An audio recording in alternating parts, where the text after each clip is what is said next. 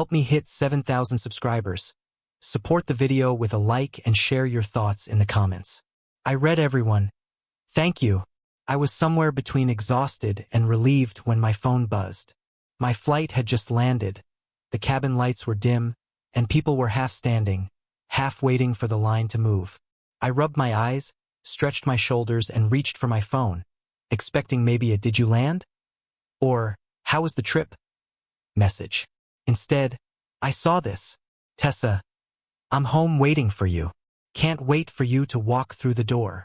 For a second, I actually smiled. After weeks of growing distance between us, after months of small arguments and cold silences, that message felt warm, almost sweet. It felt like something from the early years, before everything became routine and heavy.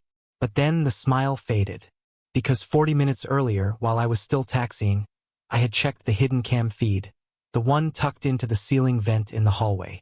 I installed it 2 months ago, not because I was paranoid, but because small things weren't adding up. Strange receipts, odd schedules, the way she guarded her phone like it contained government secrets. And when I checked the feed before the plane doors opened, the camera showed something very clear, very unmistakable. Tessa wasn't home alone. She wasn't even pretending to be. So when her text popped up, "I'm home waiting for you," something cold and sharp settled under my ribs. Not anger, not shock, just clarity. The kind of clarity that comes when a puzzle suddenly completes itself.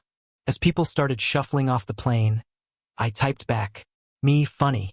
I can see you on the hidden cam." I didn't send anything else. I didn't explain, didn't accuse, didn't repeat myself. I didn't need to. The message delivered instantly, that little read receipt popping up right away. Then nothing. No dots typing. No excuses. No frantic backtracking. Just silence. That silence told me more than any confession ever could. I walked out of the airport with a calmness I didn't recognize. The air was cool, the sky dark, and my suitcase wheels hummed against the pavement as if I were coming home from any normal trip. But my chest felt strangely hollow, like the space where my marriage used to live had already evacuated itself. I didn't rush. I didn't call friends or family. There was nothing dramatic in my walk to the rideshare pickup line. No trembling hands or heavy breathing. Just the steady awareness that the life I thought I was walking back into no longer existed. During the drive home, my phone finally lit up. "Tessa." "Miles, what are you talking about?" "Tessa." "What hidden cam? Why would you say something like that?" "Tessa, can you just come home and talk?" She wasn't denying anything. She wasn't admitting anything either. She was stalling, stretching the seconds, trying to get ahead of the truth before I walked in through the front door. I didn't reply. The driver radio quietly crackled, some old jazz song playing underneath. Streetlights washed through the car window and slid across my face like passing headlights on a long, empty highway. For the first time in months, I felt the tension between my shoulders ease. When we turned into my neighborhood, I saw our house from a distance. Lights all on, driveway empty except for her car.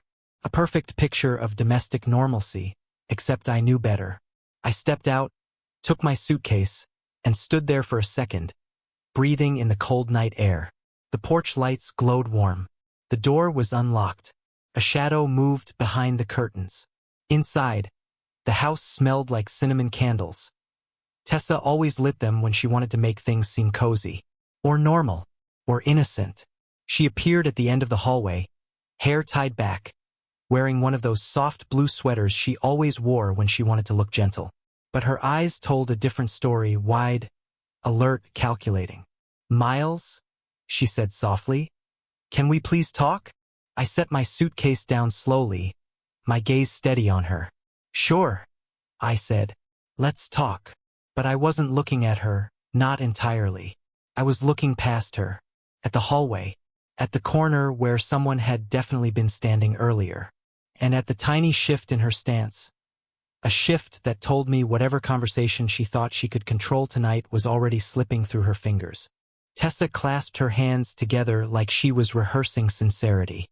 "Miles, whatever you think you saw, it's not." I held up a hand.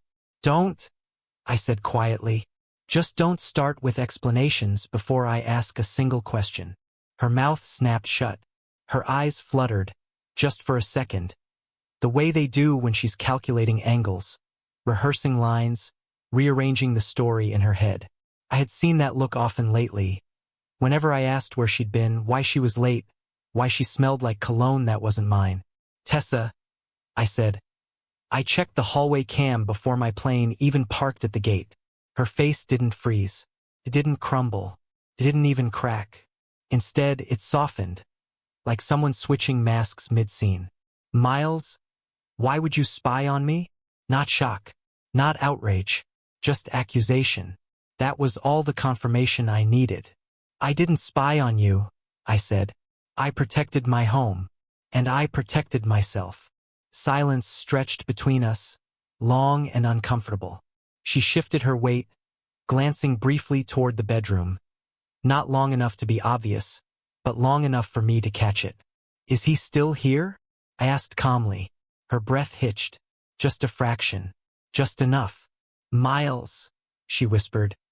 There's no one else here. Then you won't mind if I check, I replied. I moved past her. She didn't reach for me. She didn't block me. She didn't even follow immediately. She just stood there like someone watching a tower collapse in slow motion. The bedroom was empty. So was the guest room. The bathroom door was open, the shower dry. It wasn't until I walked back into the living room that I noticed it. The faint shift in the air, the lingering warmth of someone who had been here very recently. And then I saw it. The back door. Unlocked. Not wide open, not swung out dramatically. Just softly resting against the frame. He had slipped out minutes before I got home.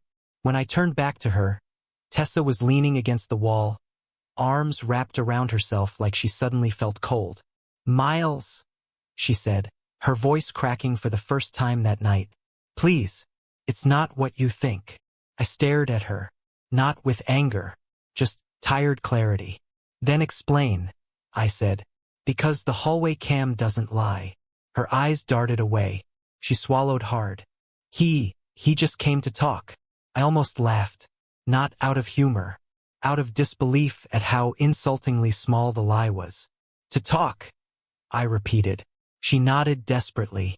Yes, that's all. I swear, Miles. Tessa, I said quietly. He ran out the back door, and there it was, the moment her face changed. Not broken, not guilty, not sorry, just exposed. She closed her eyes for a long second, and when she opened them again, the softness was gone. Fine, she whispered. Yes, he was here, but nothing happened tonight. I nodded slowly. Tonight, I repeated. But before tonight? She looked away again. That was the answer. I sat down on the edge of the couch, suddenly feeling the weight of the entire year pressing against me.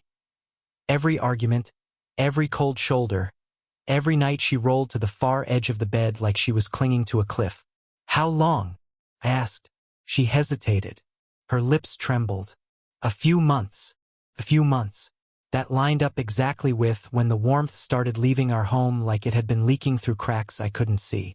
Tessa took a small step forward, her voice trembling. Miles, please, I'm so sorry. I don't know what happened. I was lonely. You were always traveling, always tired, always distant. There it was, the pivot, the shift of blame. I held up a hand again. Tessa, don't rewrite this story, I said softly. Not tonight. Not with me. She pressed her lips together, tears gathering at the corners of her eyes. I want to fix this, she whispered. I'll block him. I'll do whatever you want. Just don't leave. Her voice cracked on the last word.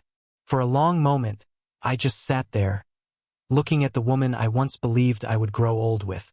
The woman who used to laugh in grocery store aisles, who used to fall asleep on my shoulder during movies, who used to squeeze my hand 3 times.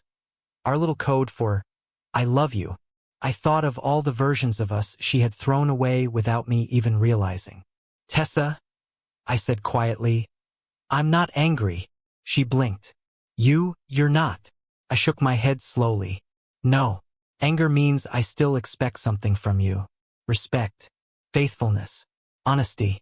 But I don't expect anything anymore. Her tears spilled over. She covered her mouth with both hands. I'm calm, I continued, because I finally understand. Understand what? She whispered. That I'm walking away from someone who walked away from me months ago. Her knees buckled. She sank onto the floor, sobbing, calling my name like it could pull me back into a life that no longer fit. But all I felt was that same quiet clarity I felt at the airport. I stood up, grabbed my suitcase, and reached for the door. Behind me, her voice cracked open. Miles, please. Please don't go. I paused for only a moment. Tessa, I said without turning around. You left first. And then I stepped outside into the cold night, closing the door behind me. Not with anger, not with revenge, but with the calm of a man who finally knew the truth.